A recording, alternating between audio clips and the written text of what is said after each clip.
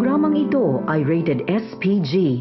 Striktong patnubay at gabay ng magulang ang kailangan. Maaaring may masiselang tema, lengguwahe, karahasan, sexual, horror o droga na hindi angkop sa mga bata.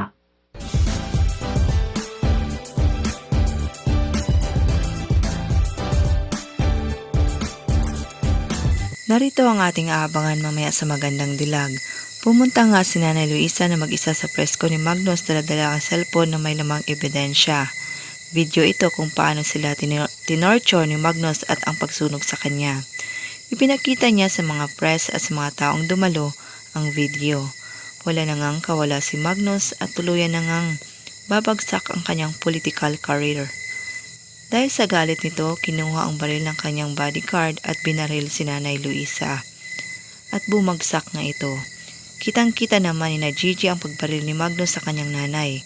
Agad nila itong isinugod sa pinakamalapit na ospital. Samantala, agad namang tumakas si Magnus kaya pupunta ang mga pulis sa kanilang bahay ni Riley. At may dala silang search and warrant of arrest para sa kanyang asawa.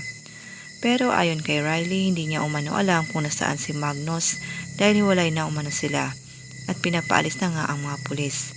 Mahuli pa kaya nila si Magnus? Abangan!